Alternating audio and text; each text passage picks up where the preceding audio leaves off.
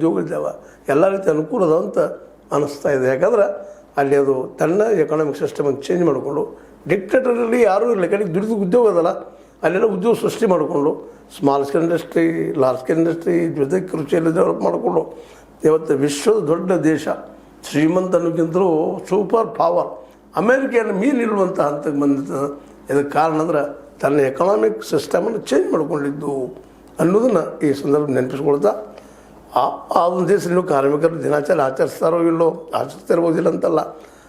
ಇವತ್ತು ಕಾರ್ಮಿಕರಿಗೆ ಒಂದು ಏನೋ ಉದ್ಯೋಗ ಸೃಷ್ಟಿ ಮಾಡಿದರೆ ಜಗತ್ತಿನಲ್ಲ, ಈ ಚೀನಾ ಅಂತ ಮಾತ್ರ ಹೇಳ್ಬೇಕು. ಎರಡು ದೇಶಗಳು ಅಷ್ಟಕ್ಕಷ್ಟೇ ಸೂಪರ್ ಪವರ್ ಅಂತೂ ಸಾಕಷ್ಟು ಕೊಡ್ತದೆ, ಮತ್ತು ಬೇರೆ ಅಮೇರಿಕಾ.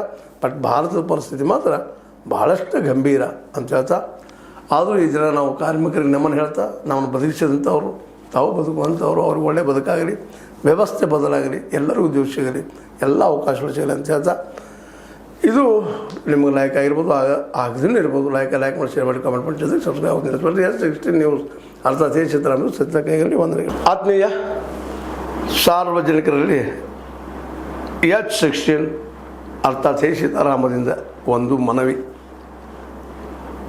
ಈ ಸಂಸ್ಥೆ ಭ್ರಷ್ಟಾಚಾರ, ಅನ್ಯಾಯ, ಅತ್ಯಾಚಾರಗಳಿಂದ ನೊಂದವರ ವೇದಿಕೆ.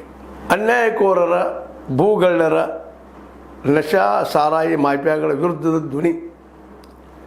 ರೈತರ, ಕೂಲಿಕಾರ, ಕಾರ್ಮಿಕರ, ಬಿದ್ದ ಸಮುದಾಯ ಜನರ ಧ್ವನಿ.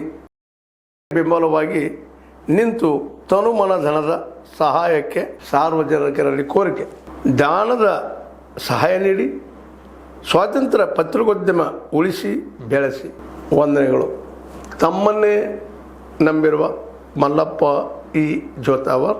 ಈ ಕೆಳಗಿನ QR ಸ್ಕ್ಯಾನ್ ಮಾಡಿ ಅಥವಾ ಈ ನಂಬರ್ ಅಂದರೆ 7411402405ಗೆ ಇಲ್ಲ 9686864852ಗೆ ನೀವು ಫೋನ್ಪೇ ಮಾಡಿ, ಪೇಟಿಎಮ್ ಮಾಡಿ, ಅಥವಾ ಇನ್ನಾವುದೇ ಮಾಧ್ಯಮದಿಂದ ಗೂಗಲ್ ಮೂಲಕ ಸಹಾಯ ಮಾಡಿ ಈ ಪ್ರಾಮಾಣಿಕ ಪತ್ರಿಕೋದ್ಯಮವನ್ನು ಉಳಿಸಿ ಅಂತ ಮತ್ತೊಮ್ಮೆ ಮನವಿ.